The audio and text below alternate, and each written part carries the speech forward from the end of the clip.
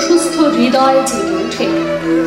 সাধনা, সেবা ও ত্যাগের মন্ত্রে উদ্বুদ্ধ করতে পারেন সেই আনন্দ পরিবারের প্রত্যেকটি সদস্যকে, যারা হতে পারেন আত্মার মুক্তি ও জগৎ কল্যাণের নিবেদিত প্রাণ। সেই আনন্দ পরিবারের শুভ সংগ্রামী ভাবনার প্রভাবে হতে পারে অনেক অশুভ শক্তির বিনাশ এবং আদর্শমুখী হতে পারে অন্ধকারাচ্ছন্ন অনেক বিপদগামী মানুষ, এবং সমৃদ্ধ হতে পারে বিশ্ব আনন্দ পরিবারের মর্যাদা। আমাদের পঞ্চমুখ উচ্চতর মাধ্যমিক বিদ্যালয় সেরকম বিশ্ব আনন্দ পরিবারের এমন একটি বাস্তব চিত্রকে অবলম্বন করে কল্পনার ডানায় ভর করে রচিত করেছে নাটক আনন্দ পরিবার। রচনা আচার্য সত্য সদানন্দ অবধূত এবং নির্দেশনা স্কুলের শিক্ষক শ্রী অভিজিৎ চক্রবর্তী।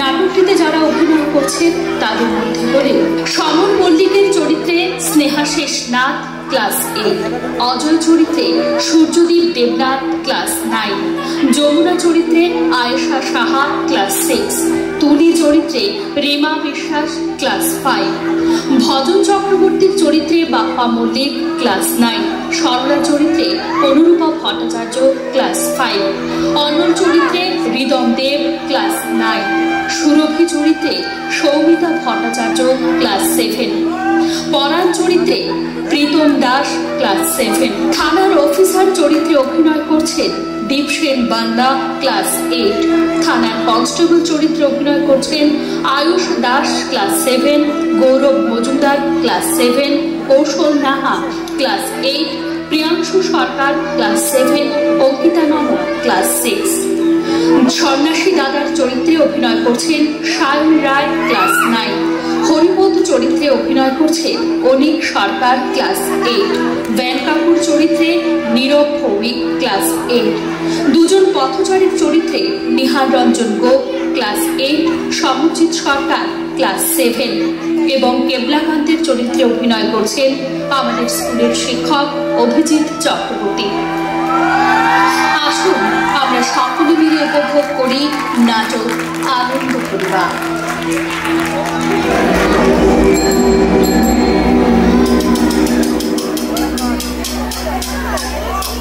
তুলি, তাড়াতাড়ি এসো, অনেক দেরি হয়ে যাচ্ছে যে। হ্যাঁ, আসছি বাবা। তুলি, তোমার টিফিন বক্সে 4টে রুটি দিয়েছি, 2টো তুমি খাবে আর 2টো তোমার কোনো বন্ধুকে দেবে, কেমন? আমার বন্ধু তো টিফিন নিয়েই আসে মা। তোমার তো অনেক বন্ধু, যে আনতে পারবে না তাকে দেবে। বাবা বলেছেন না, সব সময় খাবার আগে খোঁজ নিতে হয় কেউ অভুক্ত আছে নাকি, বুঝেছো? হ্যাঁ মা, বুঝেছি, এখন আসি। অজয়, অজয় বাবা একটু দাঁড়াও তো। বাবা, তুমি কিছু বলবে? হ্যাঁ, এই পত্রিকাগুলো সঙ্গে নিয়ে যাও তো, স্কুলের শিক্ষক আর গার্জিয়ানদের দেবে, বুঝেছো? বাবা, পত্রিকাগুলো যে সবাই পড়তেই চায় না, তাই তো? ঠিক বলেছো বাবা। যারা চায় তারা কেন বঞ্চিত হবে? শোনো, কে পত্রিকা পড়লো আর কে পড়লো না সেটা তোমার ভাবার বিষয় নয়। তোমার কাজ হলো যথাসম্ভব সবার কাছে পত্রিকা পৌঁছে দেওয়া। তোমার কাজ হলো যে কোনো উপায়ে সবার মধ্যে আনন্দমার্গের মহান আদর্শ ছড়িয়ে দেওয়া, সবাইকে সৎ পথের নির্দেশনা দেওয়া, সবাইকে আশাবাদের গান শুনিয়ে যাওয়া। কারণ কখন কার কোন কথায় কার মনে বৃহতের আকর্ষণ জেগে ওঠে তা কি কেউ বলতে পারে গো? পথের ধারে কত নুড়ি পাথর পড়ে থাকে, কোন নুড়িতে নারায়ণ আছে তা কি কেউ বলতে পারে গো?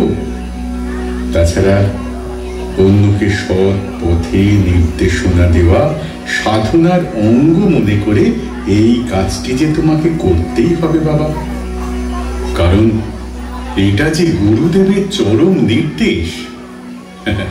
দিদি ভাই, কালকে যে আনন্দবাণীটা শিখলে ওটা একবার শোনাও তো দেখি। হ্যাঁ, শোনাচ্ছি। আনন্দবাণী। আদর্শের জন্য সংগ্রাম করো, আদর্শের সঙ্গে একত্র হও, আদর্শের জন্য বেঁচে থাকো, আদর্শের জন্য মরণকে বরণ করো। শ্রী শ্রী আনন্দমূর্তিজি। বেশ সুন্দর হয়েছে। আচ্ছা, তোমরা এখন এসো। বৌমা, আমিও এখন আসি। বাবা, আপনিও আবার কোথায় চললেন? কমলপুর যাব, সবাইকে সেমিনারের খবরটা দিয়ে আসি। কাল বাদে পরশু থেকেই তো সেমিনার শুরু হয়ে যাবে। আজ না গেলে আর যাবই বা কখন। সেই সাথে বাবার কিছু বই আর পত্রিকাগুলো পৌঁছে দেওয়া যাবে। এই বয়সে এত ছুটোছুটি করলে শরীর খারাপ করবে যে বাবা। বাবা বলেছেন, কাজ করতে করতে মরো আর মরতে মরতে কাজ করো। মনে রেখো, অলস শরীর মানেই যত রোগ আর শয়তানের বাসা। কিন্তু এই কথাটাও ঠিক যে বিশ্রাম কাজেরই অঙ্গ একসাথে গাঁথা। নয়নের অঙ্গ যেমন নয়নেরই পাতা। বাবার দেওয়া শরীর বাবাই দেখে নেবে। আমার নেই কিন্তু অত মাথা ব্যথা, বুঝলে? আসি গো, আসি আসি, এখন আসি। বাইরের গেটটা ভালো করে লাগিয়ে দিও তো বৌমা। গরু ছাগলের যা উপদ্রব না, আর পারা যায় না। আসি গো। হরে কৃষ্ণ, হরে কৃষ্ণ, হরে কৃষ্ণ। এবার গরুটা গেট ভেঙে ঢুকলো। এবার লাঠিটা দিয়ে গরুটাকে এমন মারবো না। এই এই এই, আমার মেরো না, আমার মেরো না, আমি চলে যাচ্ছি, আমার ভুল হয়ে গেছে। কি আপনি আপনি কি চলে যাচ্ছেন কেন? দাঁড়ান। ইস, পড়ে গেল। আপনি কে? কোথা থেকে এসেছেন? আগে বলো, তুমি আমায় মারবে না তো? আমি আপনাকে মারবো কেন? আমি তো গরু তাড়াবার জন্য লাঠিটা হাতে নিয়ে বেরিয়েছিলাম। চলুন চলুন, ভেতরে চলুন। হরে কৃষ্ণ, হরে কৃষ্ণ, হরে কৃষ্ণ। এখানে বসুন। তুমি এই বাড়ির বৌমা বুঝি? হ্যাঁ, আমাদের ঘরেও একজন বৌমা আছে। এভাবে গরু তাড়াবার মতো করে আমাকে লাঠি দিয়ে মেরে মেরে বাড়ি থেকে তাড়িয়ে দিয়েছিল। তাই মনে হচ্ছিল তুমিও বুঝি লাঠি দিয়ে আমাকে। কি বলছেন আপনি? হ্যাঁ মা, অনেক দিন হলো দিশে হারা হয়ে পথে ঘাটে ঘুরে বেড়াচ্ছি মা। এই পোড়া পেট চালাচ্ছি ভিক্ষে করে। পারলে আমায় কিছু খেতে দেবে মা? হ্যাঁ হ্যাঁ, ঠিক আছে ঠিক আছে, আগে একটু জল খেয়ে নিন, আমি খাবার ব্যবস্থা করছি। দাও মা, গলাটা একটু ভিজিয়ে নি।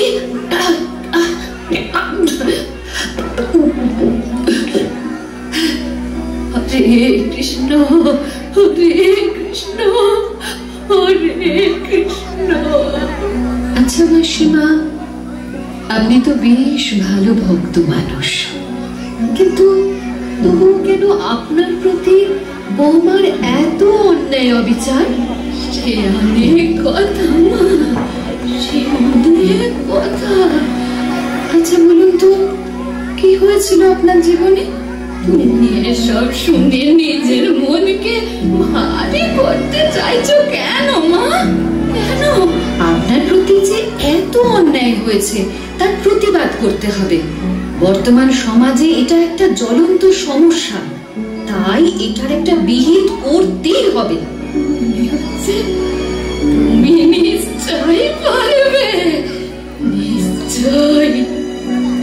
তাই বলছি, ঘরে আমার দেবতার মতো স্বামী একমাত্র পুত্র সন্তানকে নিয়ে সুখের সংসারে ছিল, কিন্তু কোন অসৎ সঙ্গে পড়ে আমার পবিত্র ফুলের মতো ছেলেটি পড়াশোনা বন্ধ করে দিয়ে কোন এক রাজনৈতিক নেতার পোষ্য গুন্ডার খাতায় নাম লেখায়। নেশা, কোন খারাপি, কোনটাই তার বাদ থাকলো না।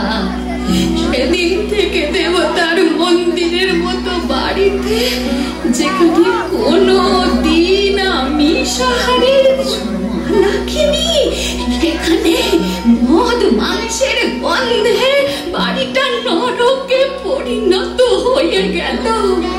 মদমত্ত মাতালদের আড্ডাখানা হয়ে গেল। আমি তার প্রতিবাদ করি বলে বৌমা আমাকে লাঠি মেরে মেরে। ইস, আপনার কি দুর্ভাগ্য! বন্ধুই মধুর বিপাকে আমার সোনার সংসারে এত বড় সর্বনাশ ঘনিয়ে এলো। তার হিসাব কিছুতেই মেলাতে পারছি না। আচ্ছা আচ্ছা, বলো তো মা, আমি ঠাকুরকে এত ভালোবাসি, তবুও কেন আমার জীবনে এত কষ্ট যন্ত্রণা? আপনার এই কঠিন প্রশ্নের উত্তর তো একমাত্র সন্ন্যাসী দাদাই দিতে পারে। সন্ন্যাসী দাদা? তিনি কোথায় থাকেন? আমাকে আমাকে নিয়ে যাবে তার কাছে। আমি যে বড় অসহায়, সব কিছু হারিয়ে আজ আমি অনাথ হয়ে গেছি মা। নাথ যখন আছেন তখন আপনি অনাথ কি করে হতে পারেন মাসিমা?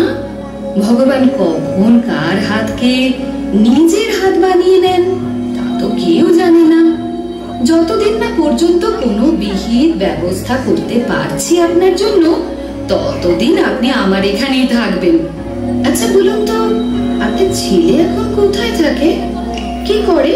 সে তো এখন নেতা মন্ত্রীদের পোষ্য গুন্ডা। শুনেছি নাকি সেবারই ইলেকশনেও দাঁড়িয়েছে। ঈশ্বর, যে অবাধ্য কুলাঙ্গার পুত্র তার পিতামাতাকেই সেবা যত্ন করে না, মারধর করে ঘর থেকে তাড়িয়ে দেয়, সে হবে জনগণের নেতা? এর পরিণাম যে কত ভয়ঙ্কর তা একমাত্র সময়ই বলে দিতে পারে। মাসিমা, এখন দুদিন এখানে বিশ্রাম নিন, এরপর একদিন আপনাকে সন্ন্যাসী দাদার কাছে নিয়ে যাব। আমরা সবাই মিলে আপনার কোনো একটা বিহিত ব্যবস্থা করবই করব।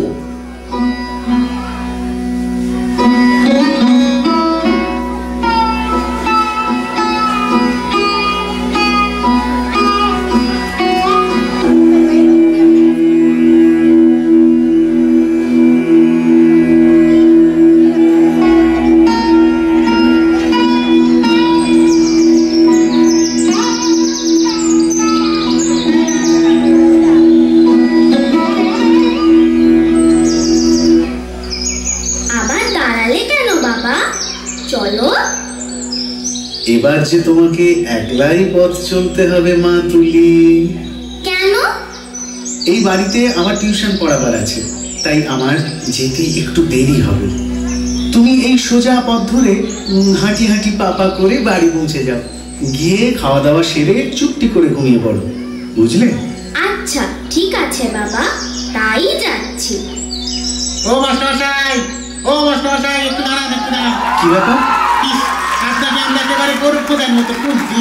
গিয়েছিলাম আপনার বাড়িতে, কিন্তু গিয়ে দেখলাম আপনি বাড়িতে নেই, স্কুলে আছেন। ছুটলাম স্কুলের দিকে, ও মা, গিয়ে দেখি স্কুল ছুটি হয়ে গেছে। অগত্যা ছুটলাম আপনার বাড়ির দিকে, ভাগ্যিস রাস্তায় দেখা হয়ে গেল। দাদা দিদিমণিরা আজ খাটুনি গেল না। কোথায় কোথায় কোথায় কোথায় গাড়ি থেকে নেমে আসুন, নেমে আসুন, নেমে আসুন। হ্যালো অজয় বাবু, নমস্কার। আপনাকে তো ঠিক চিনতে পারলাম না। এনাকেই চিনতে পারলেন না? কি চিনতে পারে না। কি কপাল, একেই বলে খাঁটি কেউ মানুষ। ইনি এই অঞ্চলের একজন সম্ভ্রান্ত নেতা, জনগণের সেবায় নিবেদিত প্রাণ, গরিবের কাছে ওনার মন্ত্র আর কৃষ্ণের মন্ত্র প্রায় এক। দীনদয়াল দীনবন্ধু, ইনি হলেন ডক্টর মনোজ চৌধুরী, 1 নম্বর স্বার্থপর মানুষ। স্বার্থ যার পরের তরে, তিনি তো স্বার্থপর। ঠিক আছে ঠিক আছে, এবার থাম আহম্মক কোথাকারে। অজয় বাবু, তুমি আমাকে না চেনারই কথা, কারণ আমার জন্মস্থান এই এলাকায় হলেও শহরেই মানুষ হয়েছি তো, তাই এই এলাকার মানুষের সাথে আমার ঘনিষ্ঠতা হয়ে ওঠে। সাংসদ শ্রী মলয়নাথকে নিশ্চয়ই চেনো, উনি আমার রাজনৈতিক গুরু। ওনার ইচ্ছে অনুসারে আগামী বিধানসভা ইলেকশনে দাঁড়িয়েছি, কিন্তু দাঁড়াবো বললেই তো আর চলে না, চাই জনবল, অর্থবল, বেশি বল। অনেকের মুখে তোমার সুনাম শুনেছি, উচ্চ শিক্ষিত, সাহসী, অথচ শিক্ষকতা করো একটা ছোট্ট প্রাইভেট স্কুলে, আর সারাক্ষণ সাইকেল ঠেলে ঠেলে বাড়ি বাড়ি টিউশন। আচ্ছা বলো তো, আজকের যুগে এসব করে কি সংসার চালানো যায়? তা যায় কি যায় না তা নিয়ে আপনাদের এত ভাবনা কেন বলুন তো? ভাবতে হচ্ছে, কারণ দামি রত্নকে এভাবে আমি কখনো মাটিতে ফেলে রাখি না। যখনই কোনো দামি রত্ন পরে থাকতে দেখি, তখনই আমি ওখান থেকে তুলে এনে একেবারে পালিশ করে চকচকে করে তুলি। তোমাকে দেখেই আমার মনে হচ্ছে তুমি সেই দামি রত্ন। আর সেই জন্যই তো শাস্ত্রে বলেছে না, রতনে রতন চেনে শুয়োরে চেনে কচু। তাই ভাবছিলাম তোমাকে আমার দলে কোনো ভালো কাজে লাগাতে পারি কিনা। তো শুনে খুব ভালো লাগছে যে আপনাদের মতো বড় নেতারা আমাদের মতো বেকারদের কথা ভাবছেন। তো আপনি আমাকে কোন কাজে লাগাতে চান? দেখুন, আমাদের দলে অনেক রকমের কাজ রয়েছে, তার মধ্যে একটি বড় গুরুত্বপূর্ণ কাজ হলো পথের কাঁটা পরিষ্কার করা। তার মানে খুব সহজ। দেখুন, সমাজে কিছু গন্ডমূর্খ অকাজের লোক আছে, যারা সব কাজে শুধু বাধার সৃষ্টি করে, কথায় কথায় প্রতিবাদ, আন্দোলন, নিজেরাও কিছু করবে না, অন্য কেউ কিছু করতে দেবে না, নিজেও খাবে না, অন্যকে খেতেও দেবে না। থামবি, তাই ভাবছি এদেরকে শায়েস্তা না করলে ভোটে জিতবেন কি করে, তাই না? একদম ঠিক ধরেছো।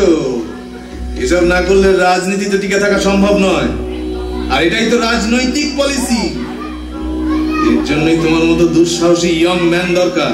এর জন্য আমাকে কি করতে হবে? এর জন্য কাজের বিভিন্ন ধারা রয়েছে, তার আবার এক এক রকম রেট। যেমন ধরো, বিশেষ কাউকে ভয় দেখিয়ে মুখ বন্ধ করে দেওয়ার জন্য 5,000 টাকা, কারো হাত পা ভেঙে ঘরে ফেলে রাখার জন্য 50,000 টাকা, কাউকে পৃথিবী থেকে একেবারে সরিয়ে দেওয়ার জন্য 5 লাখ টাকা, একদম ফিক্সড রেট।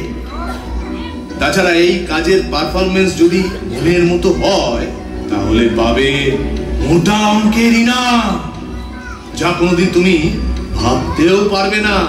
তার মানে আপনারা আমাকে মস্তানির কাজে লাগাতে চান? মাস্তানি কেন বলছো? এটা তো তোমার শিক্ষার সাহসিকতার সদুপযোগ, রাতারাতি বড়লোক হবার সর্বোত্তম পথ। বাহ বাহ বাহ, শুনেই মনটা আহ্লাদে আটখানা হয়ে গেল। হ্যাঁ, হবে না মানে?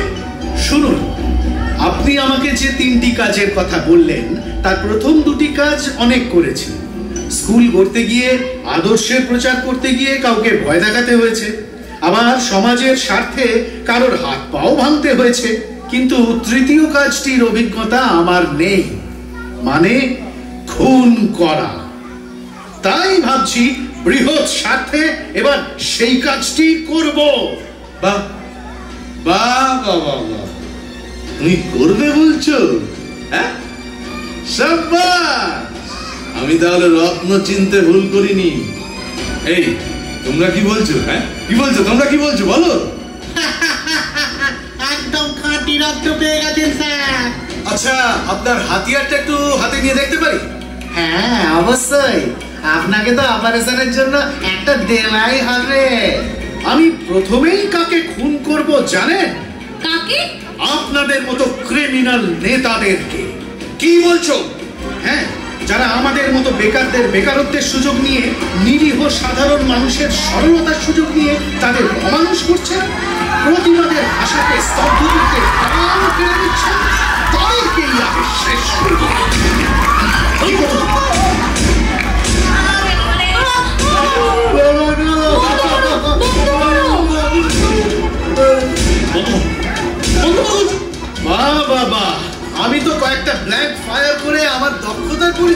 মাত্র, রক্ত একই স্রোতে বইছে, সেখানে তো আর কোনো কথাই নেই।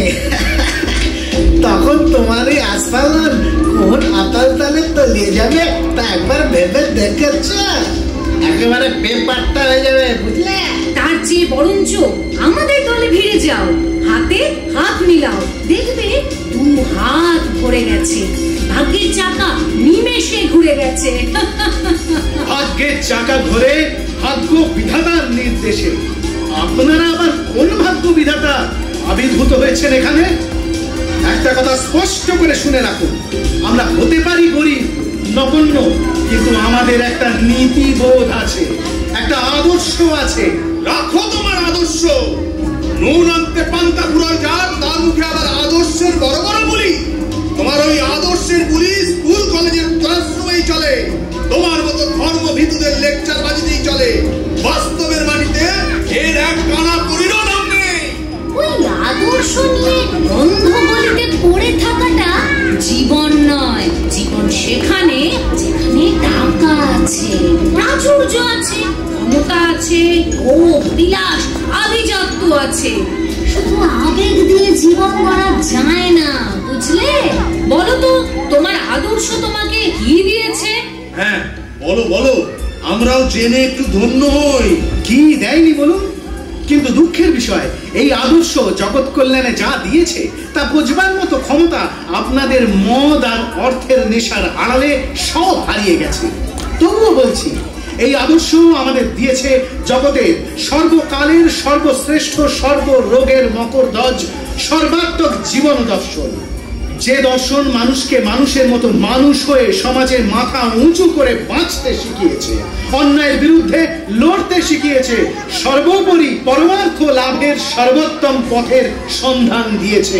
আমরা সেই আদর্শের বীজ বপন করে চলেছি শিশু মনে, যারা আগামী দিনের ভবিষ্যৎ।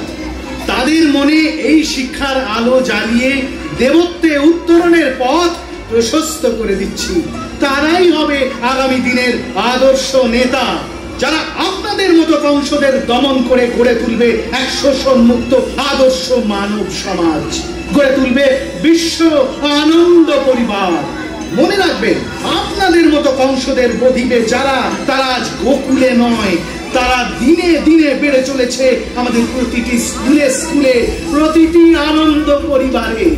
একটি দুটি করে নয়, হাজারে হাজারে আমাদের স্কুল, আমাদের আনন্দ পরিবার হলো আদর্শ মানুষ গড়ার কারখানা।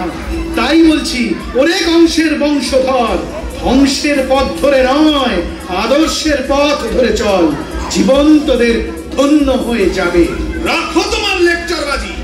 শেষবারের জন্য একটা কথা বলে যাচ্ছি, আমি কোনোদিনও কারোর কাছে কিছু চেয়ে ব্যর্থ হইনি। তোমার ক্ষেত্রে তার ব্যতিক্রম হলে কিন্তু তার পরিণাম হবে ভীষণ ভয়ঙ্কর। আমার নাম অনল চৌধুরী। অনল মানে হলো আগুন। আমার কাজের আর আমার কথার যে অবাধ্য হয় তাকে আমি জ্বালিয়ে পুড়িয়ে ছারখার করে দিই, তার সর্বনাশ করে দিই, বুঝেছো? আশা করি বুঝেছো। আমার নাম অজয়, যাকে অত সহজে জয় করা যায় না। আপনার মতো সামান্য মাটির প্রদীপের আগুনকে ফু দিয়ে নিভিয়ে দিয়ে কিভাবে তাকে উচিত শিক্ষা দিতে হয় তা আমার ভালো করেই জানা আছে, বুঝেছেন? আশা করি বুঝেছেন। কেবলাকান্ত, বলুন স্যার। আমি কিছুতেই বুঝতে পারছি না যে একটা নগণ্য কপরদকশূন্য মানুষ হয়েও সে এত শক্তি ধরে কিভাবে? তার এত রক্তের জোরটা কোথায়? ওসব কিছু নয় স্যার, এ হলো মাতালের প্রলাপ। ও হলো আপনার চেয়েও বড় মাতাল। ওই শিমুলপুর আশ্রমে একজন সন্ন্যাসী থাকেন না, সেই সন্ন্যাসী ওকে আফিমের নেশা দিলিয়ে বোধ শক্তিহীন করে দিয়েছে। নইলে এত বড় সুবর্ণ সুযোগ কি কেউ হারায়? হাতের লক্ষ্মী কেউ পায়ে ঠেলে দেয় নাকি? হ্যাঁ, কি বলছিস? সন্ন্যাসী ওকে আফিমের নেশা গিলিয়েছে মানে? ওই আফিমের কথা বলছি না স্যার। আপনারা যে বলেন না ধর্ম হলো আফিমের নেশা, সেই আফিমের কথা বলছি স্যার। সেই ওই ওই এলাকায় না ওর অজস্র শিষ্য আছে স্যার, যারা তাকে দেবতার মতো মানে। গ্রামের সব মানুষ তার কথা ওঠে আর বসে, ওঠে আর বসে, ওঠে। তার অনেক অভিভাবকও আছে। তাই ওই সন্ন্যাসীকে যদি কোনোভাবে ছলে বলে কলে কৌশলে আপনারা বসে আনতে পারেন না, তাহলেই স্যার কেল্লা ফতে। এই এলাকায় আপনার সব ভোটার আপনার একেবারে হাতের মুঠোয় চলে আসবে। আরে মাস্টার মশাই আমার কোন ছাড়। ঠিক বলেছিস, ঠিক বলেছিস। এতদিন জানতাম তোর মাথায় শুধু গোবরই ভরা আছে, এখন দেখছি ওই গোবর একেবারে খাঁটি সোনায় পরিণত হয়ে গেছে রে। স্যার এবার কিন্তু কৌশল পাল্টাতে হবে। গরম হয়ে নয়, একটু নরম হয়ে কথা বলতে হবে। তাতে যদি কাজ না হয় তখন না হয় আঙুল একটু পাকালেই হবে। হ্যাঁ, এর মানে হলো কাঁটা দিয়ে কাঁটা তোলা। যে কোনো কৌশলই হোক ওই সন্ন্যাসীকে আমাদের বসে আনতেই হবে, আর সেই সফলতাই হবে সর্বরোগের মোক্ষম দাওয়াই। আরেকটি কাজ কিন্তু করতে হবে স্যার, কয়েকদিনের জন্য একটু জনসেবায় মন দিন। ওই বোতলের নেশা ছেড়ে একটু ভক্তি রস পান করুন, গ্রামবাসীদের সাথে জমিয়ে নাম সংকীর্তন শুরু করুন। হরে কৃষ্ণ কৃষ্ণ কৃষ্ণ হরে হরে, হরে কৃষ্ণ কৃষ্ণ কৃষ্ণ হরে হরে।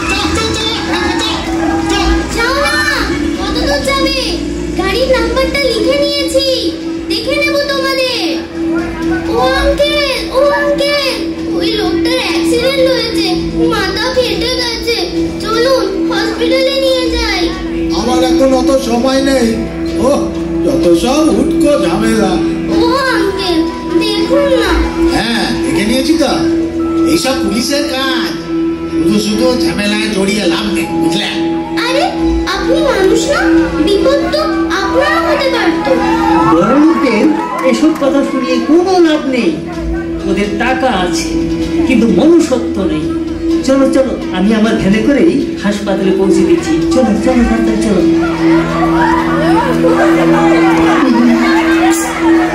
আজ তুমি আসতে এত দেরি হচ্ছে কেন? সেই দুটো স্কুল ছুটি হয়েছে, এখনো তো। তুমি এখানে কাকে খুঁজছো? তুমি একা? তুলি কোথায়? কোথায় তুলি?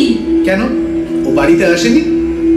কই না তো। কি আশ্চর্য, আমার একটা টিউশন পড়াবার ছিল বলে ওকে আগেই পাঠিয়ে দিয়েছি। আচ্ছা আচ্ছা আচ্ছা, তুমি বাড়ি যাও তো, চিন্তা করো না, আমি যাচ্ছি, আমি দেখছি। ঠিক আছে, তাড়াতাড়ি যাও, তাড়াতাড়ি।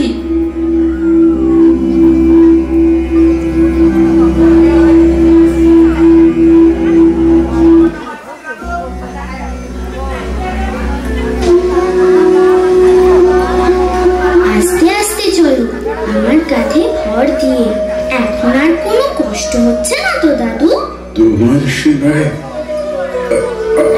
আমার শরীরের কষ্টটা তো কিছু দূর হলো দিদি ভাই, কিন্তু মনের কষ্ট তো দূর করা যাচ্ছে না। তুমি আমাকে বাঁচিয়ে মারলে, আমি মরে গেলেই বেঁচে যেতাম। শুধু শুধু তুমি আমার জন্য কত কষ্ট করলে দিদি ভাই। কষ্ট? তোমার এত কষ্ট দেখে আমার মনে কষ্ট হয়নি বুঝি? তুমি এখন ভালো হয়ে গেছো, তাই আমার মনে এখন কত আনন্দ। আচ্ছা দাদু, তোমার মনে এত কষ্ট কেন গো? তুলি, তুলি, ওই তো বাবাও এসে গেছে। তুলি, তুই এখানে এখানে কি করছিস মা? এনারা কে? বাবা বাবা, জানো এই দাদুটাকে একটা গাড়ি ধাক্কা মেরে ফেলে দিয়েছিল। আমি তাকে হসপিটালে নিয়ে যাওয়ার জন্য কতজনকে ডাকাডাকি করলাম, কিন্তু কেউ এগিয়ে এলো না। পরে এই ভ্যান কাকুর সাহায্যে দাদুকে হসপিটালে নিয়ে গেছিলাম গো। খুব ভালো করেছো মা। নমস্কার, আপনি এখন কেমন আছেন? আমি এখন ভালো আছি বাবা। মানুষকে ভালোবাসার মন ভগবান তোমাদেরকে দিয়েছেন, তাই তো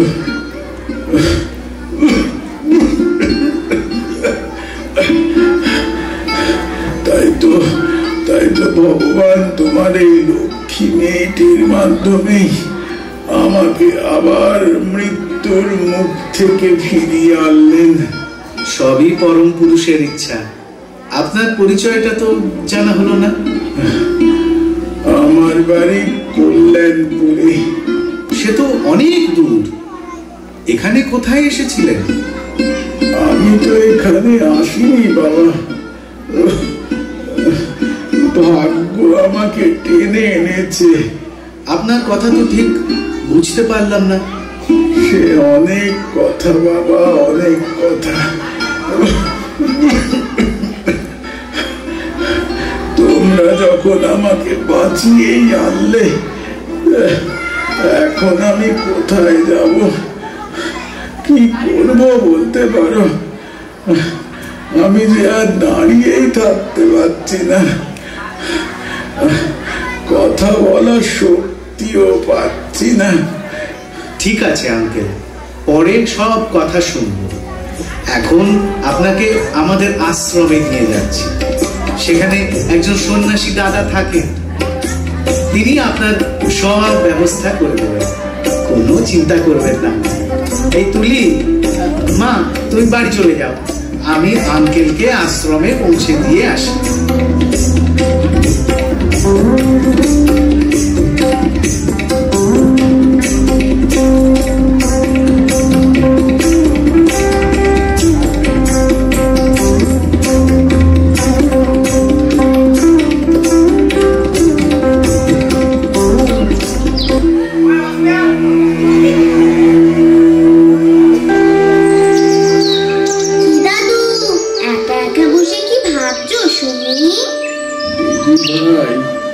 কত ভাবনাই তো মনে আসে। যেমন একটু বলো তো শুনিও। ভাই, জীবনে সবকিছুই তো হারালাম, এখন ভবিষ্যৎ ভবিষ্যৎ ভবিষ্যৎ আমার কিভাবে চলবে? ও এই কথা দাদু, ভবিষ্যৎ চলবে কিসে ভাবছো বুঝছো? তুমি ভাববার কে গো? যার ভাবনা তিনিই ভাবেন, তুমি শুধু তাকেই ভাবো তো। তাই তো চেষ্টা করি দিদি ভাই, কিন্তু যখন দেখি জীবনের সব অঙ্কগুলো যেন গরমিল হয়ে গেছে, কিছুতেই তার উত্তর মেলাতে পারছি না, তখন আর চিন্তামুক্ত হতে পারি না। আচ্ছা দাদু, তোমাকে একটা চিন্তামুক্ত হওয়ার মন্ত্র শিখিয়ে দিচ্ছি, দেখবে চিন্তা আর তোমার কাছে ঘেঁষতেই পারবে না। শিখবে তো? হ্যাঁ, অবশ্যই শিখবো। তাহলে চোখ বন্ধ করে বসো বসো, জোরে জোরে বলবে কিন্তু। চিন্তা বিলালে মন চিন্তামুক্ত রয়, শান্তি বিলালে জীবন শান্তিময় হয়। চিন্তা বিলালে মন চিন্তা মুক্ত রয়, আর শান্তি বিলালে জীবন শান্তিময় হয়।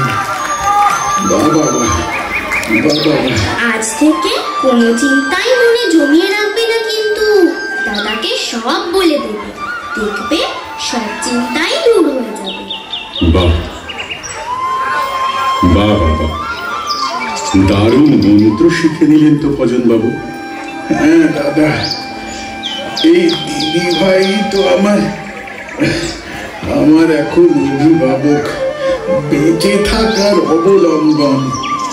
কি বলবো দাদা, আমি তো বিস্মিত হচ্ছি এই ছোট্ট মেয়েটির বিবেকশীলতার গভীরতা দেখে। সেদিন দুর্ঘটনায় অবধারিত মৃত্যুর হাত থেকে আমাকে বাঁচিয়ে আনলো, প্রলেপ দিল আমার ব্যথায়, নিভতে দিল না আমার নিভন্ত প্রদীপকে, অকৃত্রিম ভালোবাসা দিয়ে ভরিয়ে দিল আমার জীবনকে। এর বিবেক বুদ্ধির কাছে আমার সমস্ত দুঃখ কষ্ট যেন হার মেনেছে। তাই তো মনে প্রশ্ন জাগে, ওরে বিবেক, শুনেছি তুমি নাকি সব মানুষের অন্তরে বাস করো। তাই যদি হয়, তাহলে সেদিন তুমি কোথায় ছিলে বিবেক, যেদিন পুত্র আর পুত্রবধূর অত্যাচারে আমরা স্বামী স্ত্রী দুজনেই গৃহহারা হয়েছিলাম? সেদিন তুমি কোথায় ছিলে? বলো বলো, কোথায় ছিলে বিবেক, কোথায়?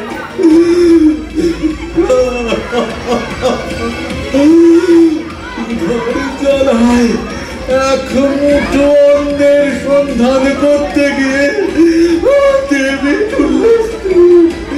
কোথায় হারিয়ে গেল তাকে আর খুঁজে পেলাম না। সে কোথায় কিভাবে আছে, মরেছে না বেঁচে গেছে, কিচ্ছু জানি না, কিচ্ছু জানি না, কিচ্ছু জানি না। আজ আমি নিজের ছেলের পাশবিকতার কথা ভেবে অস্থির হয়ে উঠছি। সে তো মানুষ নয়, এটা বিষ বৃক্ষ, যা মানুষের ক্ষতি করা কোনো উপকারে আসবে না। সারা জীবন শিক্ষকতা করলাম, কত মানুষকে শিক্ষা দিলাম, কিন্তু নিজের সন্তানকেই শিক্ষিত করতে পারলাম না।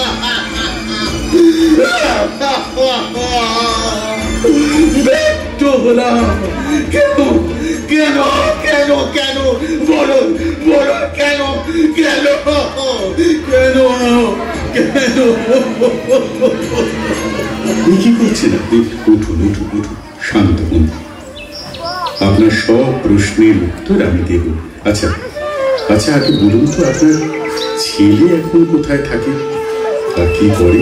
সে তো এখন সাংসদ মলয় নাগের পোষ্য গুন্ডা। শুনেছি এবার নাকি ইলেকশনেও দাঁড়িয়েছে।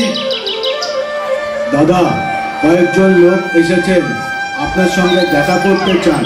আচ্ছা ঠিক আছে, আসতে বলে দাও। আচ্ছা ভজনবাবু, আপনি একটু আশ্রমের ভেতরে গিয়ে বসুন। তুলি, তুমি একটু দাদুকে নিয়ে ভেতরে গিয়ে বসো তো। দাদাজি প্রণাম প্রণাম। এই তোমরা সবাই দাদাকে প্রণাম করো। হরে কৃষ্ণ হরে কৃষ্ণ হরে কৃষ্ণ। দাদা, তিনি হলেন সমাজসেবী ডক্টর অনুল চৌধুরী। এবার বিধানসভা ইলেকশনে দাঁড়িয়েছে। তাই আপনার আশীর্বাদ নিতে এসেছেন। শুধু আশীর্বাদ নয় দাদা, আপনার বিশেষ সাহায্যও দরকার। আমি সর্বত্যাগী সন্ন্যাসী, আশীর্বাদ ছাড়া আর কি বা সাহায্য করতে পারি? আপনার দু চারটে কথাই আমার জন্য অনেক বড় সাহায্য হতে পারে দাদা। কি এমন সেই কথা? এই অঞ্চলে আপনার অজস্র ভক্ত শিষ্য রয়েছে, রয়েছে শিক্ষক সহ অনেক অভিভাবকগণ। আমার হয়ে তাদের যদি একটু উদ্বুদ্ধ করেন আমায় ভোট দেওয়ার জন্য, তাহলে আমিও তাদের সেবা করার সুযোগ পাবো, এই আর কি। বেশ ভালো কথা তো। আপনি জেনে খুশি হবেন যে আমার বাবা মাও ছিলেন বড় ভক্ত বৈষ্ণব। ধর্ম, কর্ম আর সমাজ সেবাই ছিল তাদের জীবনের ব্রত, আর তাদের পথ ধরেই আমিও আমার জীবনকে সমাজ সেবায় উৎসর্গ করে দিয়েছি। জেনে খুব খুশি হলাম, কারণ আজকাল তো এমন বড় মনের নেতা নেত্রী নজরেই পড়ে না। তাই তো লোকে বলে না, বাপ কা বেটা সিপাহি কা ঘোড়া। কিন্তু দুর্ভাগ্যজনক ভাবে মাসখানেক আগে আমার বাবা মা দুজনেই একটা পথ দুর্ঘটনায় মারা গেছে। ওনারা আমাকে নিজের মেয়ের মতোই ভালোবাসতেন, কত ভালোবাসতেন। খুবই দুঃখজনক ঘটনা। আচ্ছা, কি নাম ছিল আপনার বাবার? ভজন চক্রবর্তী। ভজন চক্রবর্তী। আচ্ছা, উনি কোথায় থাকতেন, কি করতেন? কল্যাণপুর গ্রামের বাড়িতেই থাকতেন, আর ওই গ্রামের স্কুলেই শিক্ষকতা করতেন। আচ্ছা, ওই গ্রামে ভজন চক্রবর্তী নামে আরো কোনো দ্বিতীয় ব্যক্তি আছেন নাকি? না না, আর কেউ নেই তো। কেন বলুন তো? না মানে, এবার পরিষ্কার বুঝে গেলাম, আপনার বাবাই তাহলে মরে গিয়ে ভূত হয়ে আমার আশ্রমে আশ্রয় নিয়েছে। এ কি বলছেন দাদা? আপনিও আবার ভূত প্রেত এসব বিশ্বাস করেন নাকি? করতাম না, কিন্তু আজ বিশ্বাস করতে বাধ্য হচ্ছি। দেখতে চাও সেই জ্যান্ত ভূতকে? তুলি, তুলি, কি বলছেন দাদা? তোমার ভূত দাদুকে এখানে নিয়ে এসো তো। আসছি দাদা। অরুণ বাবু, আপনার বাবা যদি মারা গিয়ে থাকেন তাহলে ইনি কে?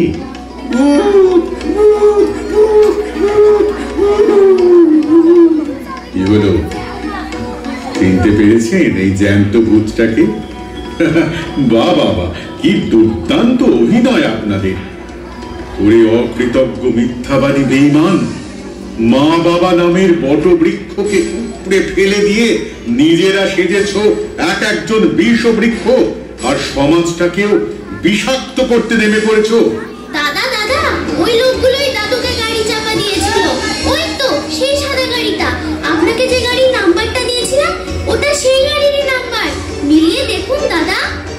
হ্যাঁ, সেই তো। এইবার বুঝতে পারলাম আসল আকর্ষণ। আপনারা দাঁড়াবেন। হ্যালো হ্যালো হ্যালো, কল্যাণপুর থানা বলছি। হ্যাঁ, আমি শিমুলপুর আশ্রম থেকে বলছি।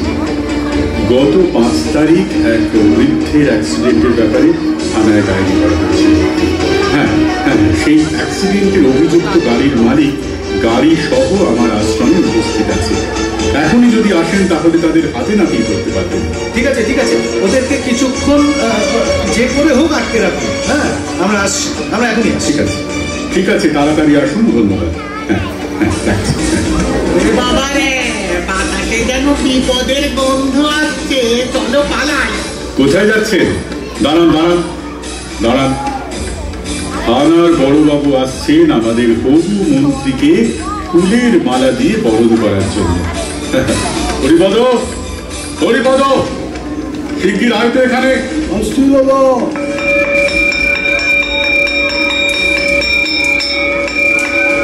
তুলি, তোমার স্কুল এখন ছুটি হয়ে গেছে, এখন তুমি বাবার সঙ্গে বাড়ি চলে যাও।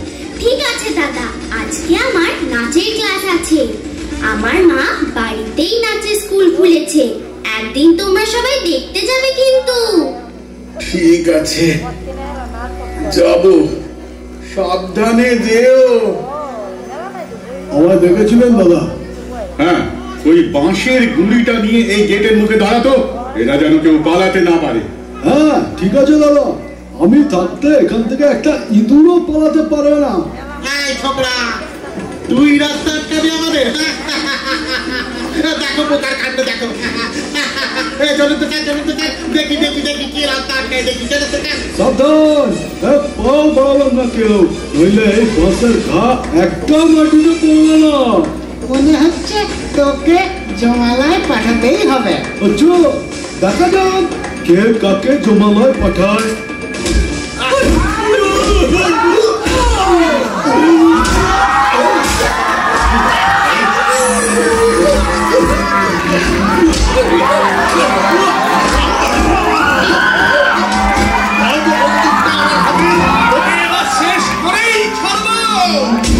সাবধান অনলবাবু, হ্যান্ডস আপ। কনস্টেবল, এদের সবাইকে অ্যারেস্ট করুন। অনলবাবু, আপনার পাপের ঘোড়া পূর্ণ হয়ে গেছে। আপনার বিরুদ্ধে থানায় অনেক কমপ্লেন রয়েছে, কিন্তু উপযুক্ত প্রমাণের অভাবে এতদিন অ্যারেস্ট করতে পারিনি। এবার চলুন, জেলের ঘানি টানতে হবে। বাবা, বাবা আপনি আমাদের বাঁচান, আমাদের ভুল হয়ে গেছে বাবা। আমি কথা দিচ্ছি বাবা, আপনারা কোনোদিন কষ্ট হতে দেব না।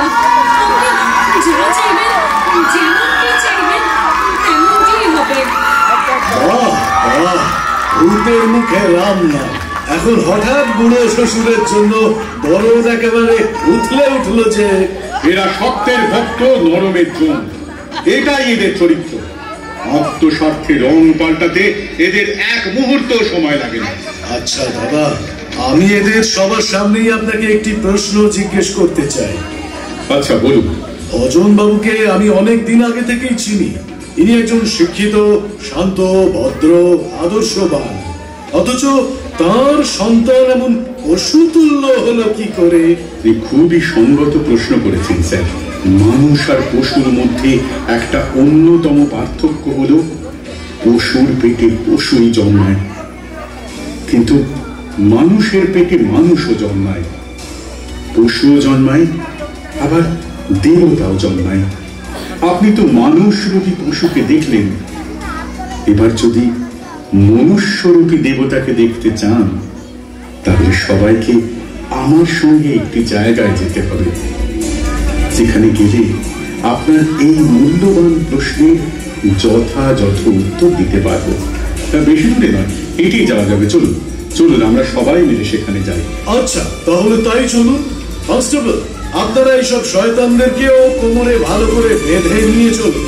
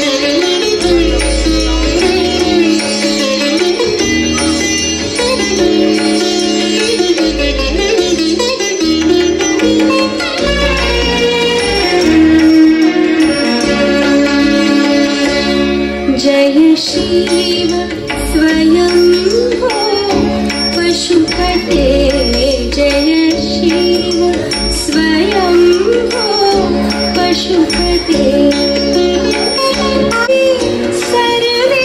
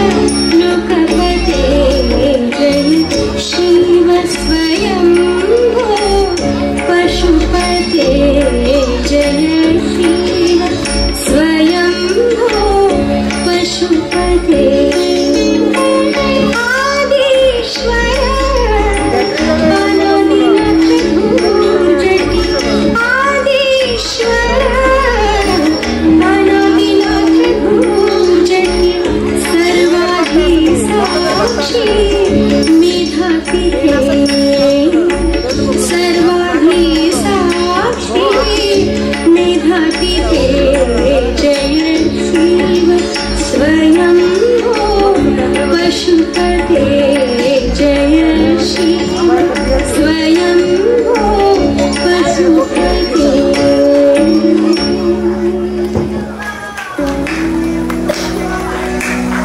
অপূর্ব অপূর্ব, ফ্যান্টাস্টিক কোরিওগ্রাফি তোমার। ও মা, দাদা এসেছেন, এত লোকজন নিয়ে হাজির হয়ে গেলেন যে হঠাৎ, ভাবতেই পারছি না। আমি এনাদেরকে দেবদেবীর মন্দির দর্শন করাতে এনেছি। দেবদেবীর মন্দির? এখানে দেবদেবীর মন্দির কোথায়?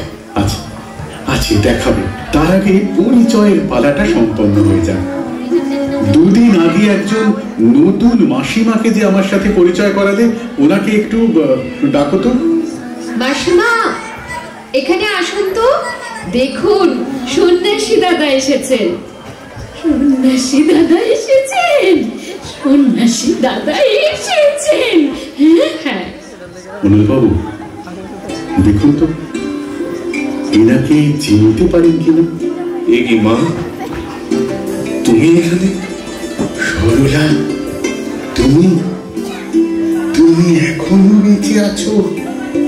আমি তো ভাবছিলাম তোমার সঙ্গে আমার আর কোনোদিন দেখাই হবে না। জানো জানো আমি তোমাকে কিরকম পাগলের মতো খুঁজেছি। মা, তোমরা আমায় ক্ষমা করে দাও। আমরা তোমাদেরকে অনেক কষ্ট দিয়েছি। ক্ষমা? আপনাদের ক্ষমা চাওয়ার কোনো অধিকার নেই।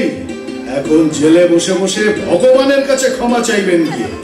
ভজন বাবু, আপনারা কিছুতেই ওকে ক্ষমা করবেন না। আমি এখন কি করি, কি করি? বেদনাময় অতীতকে ভুলেই যেতে চেয়েছিলাম, কিন্তু আজ সেই অতীতে আমার সামনে এসে দাঁড়িয়েছে।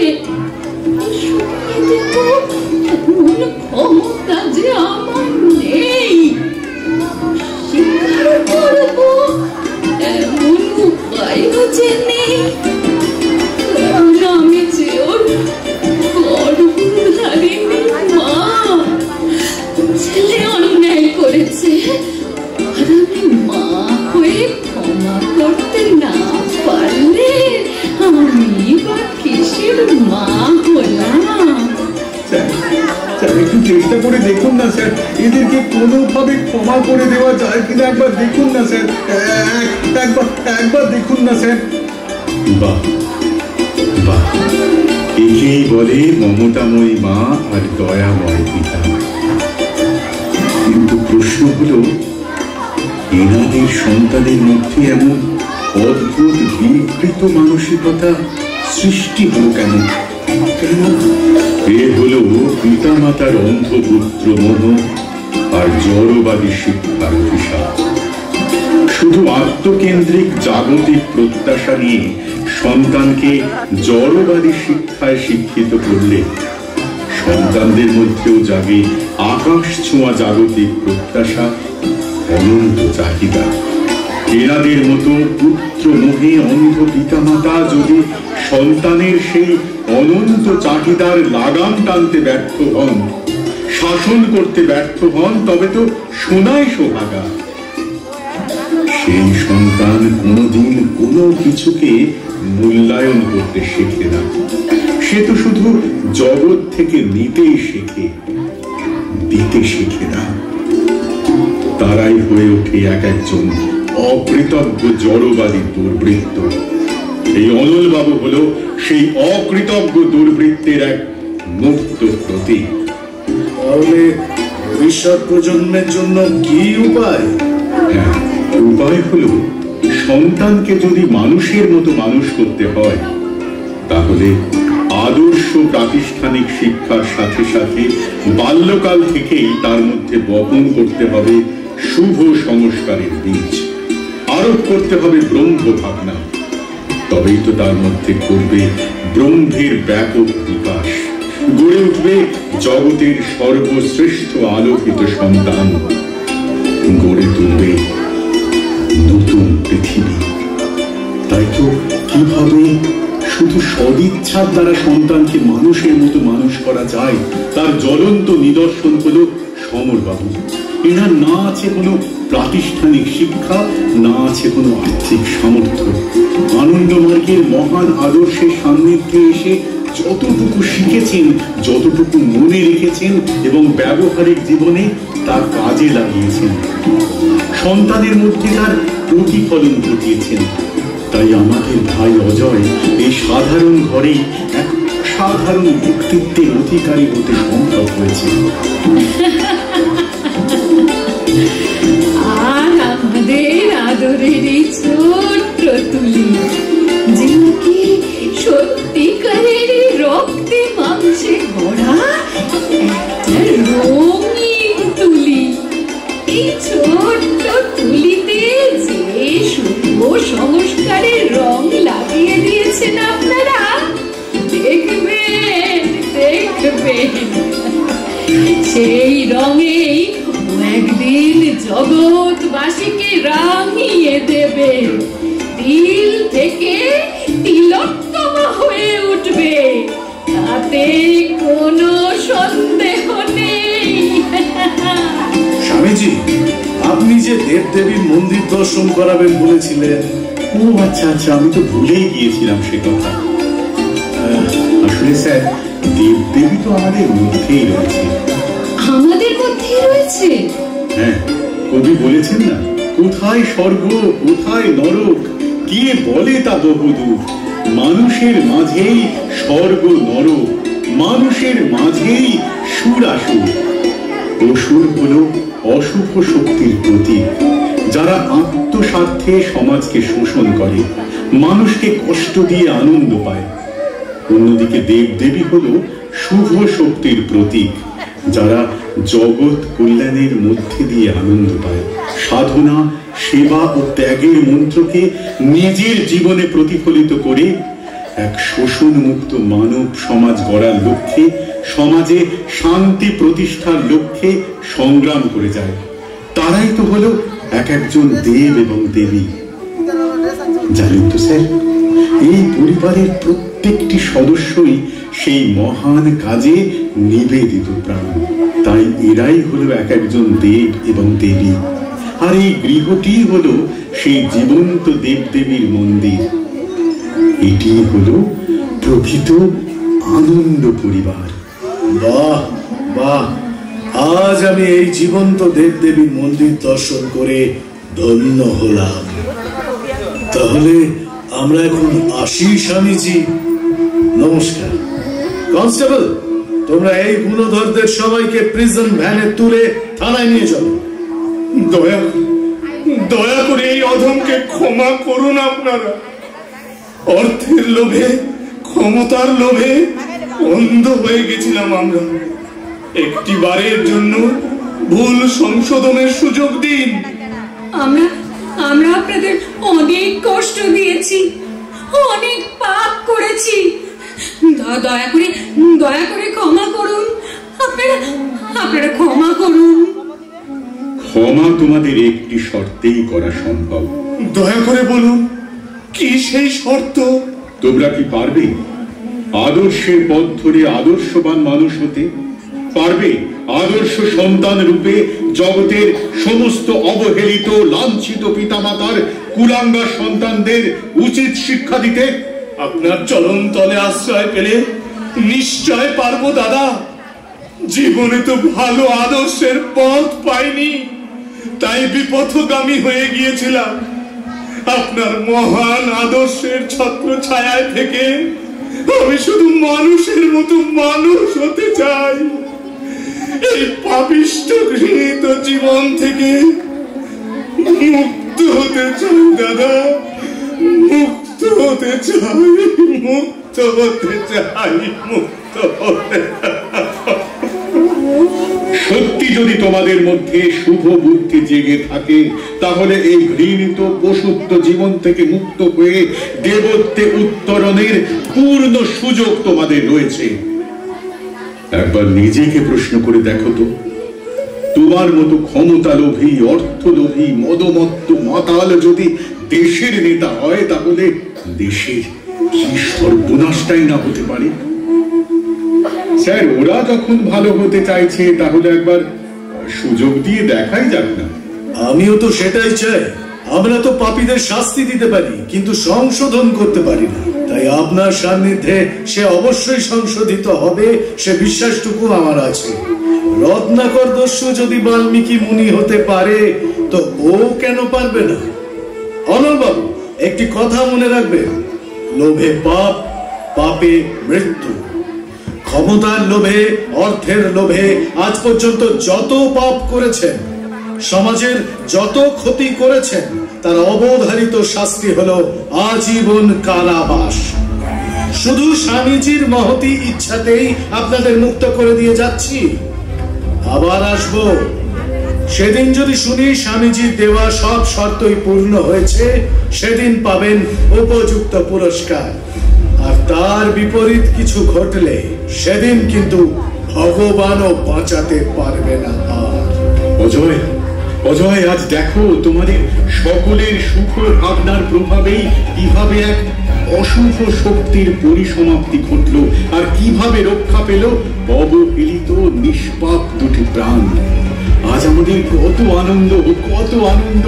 আমাদের এই বৃহৎ আনন্দ পরিবারে যুক্ত হলো নতুন আনন্দ সন্তান। এসো এসো এসো, আমরা সকলেই ওনাদের বরণ করে নিয়ে এসো। হ্যাঁ, তাই আজ এই শুভক্ষণে বিশ্ব আনন্দ পরিবারের সমস্ত সংগ্রামীদের কাছে আমার অনুরোধ, সমাজের প্রতিটি যুক্তিনিষ্ঠ ধার্মিক নীতিবাদী মানুষের কাছে আমার অনুরোধ, আসুন আমরা অনতি বিলম্বে একটি সুষ্ঠু এবং বৃহৎ আনন্দ পরিবার গড়ে তুলি। লাঞ্ছিত পৃথিবীর ভুলুণ্ঠিত মানবতা আজ সেই শুভ দিনের প্রতীক্ষায় অধীর আগ্রহে অপেক্ষা করছে। আমাদের থেকে অমানিসারের অন্ধতমিস্ত্রা কেটে যাক, নতুন সূর্যোদয়ে নতুন দিনের মানুষ নতুন পৃথিবীতে জেগে উঠুক। চলুন আমরা সবাই সেই শুভ সংকল্প বাস্তবায়নের লক্ষ্যে সংঘবদ্ধভাবে হাতে হাত মিলিয়ে এগিয়ে যাই। হ্যাঁ, এই মহান কর্মযজ্ঞে আমরা সবাইকেই আহ্বান জানাই, আর সবাই একসাথে বলি, আজ এগিয়ে চলো সকল মানুষ ভাই। আমন্ত্রণ সবারই জানাই, আমন্ত্রণ সবারই জানাই।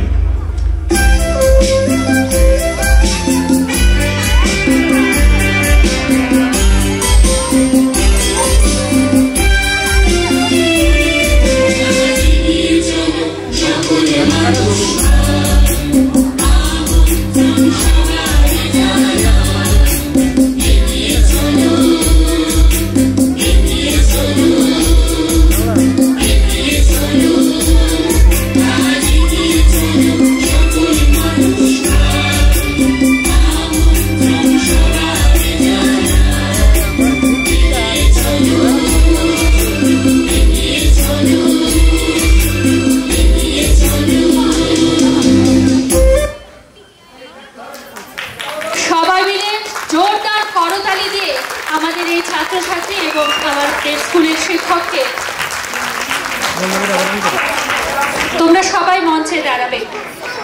এতক্ষণ আনন্দ পরিবার, আর এই নাটকের পেছনে যেই মানুষটির অবদান সব থেকে বেশি, তাকে আমরা অসংখ্য ধন্যবাদ জানাচ্ছি নতমস্তকে। তিনি আচার্য সত্য সাধনানন্দ অবধূত স্যারকে আমি মঞ্চে আসার জন্য অনুরোধ জানাচ্ছি। আমরা উত্তরীয় পড়িয়ে দিয়ে আপনাকে ধন্যবাদ জানাতে চাই। আমি আমাদের স্কুলের প্রিন্সিপাল স্যারকে অনুরোধ করব দাদাকে উত্তরীয় পড়িয়ে দেবার জন্য। সবাই মিলে একটা জোরে হাততালি হবে আমাদের দাদার জন্য।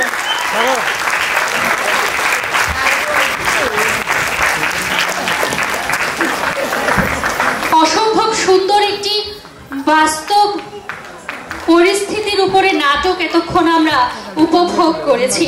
সবাই মিলে নতমস্তকে দাদাকে অসংখ্য ধন্যবাদ জানাচ্ছি আমাদের সামনে এই উপস্থাপনা তুলে ধরবার জন্য। একটি ছোট্ট প্রয়াস দাদাকে সম্মান জানানোর, আমাদের সবাই মিলে একবার জোরে করতালি দেবেন। এবং অসংখ্য ধন্যবাদ আমাদের স্কুলের ছাত্রছাত্রীদের এই স্বল্প সময়ে এমন উপস্থাপনা আমাদের সামনে তুলে ধরবার জন্য।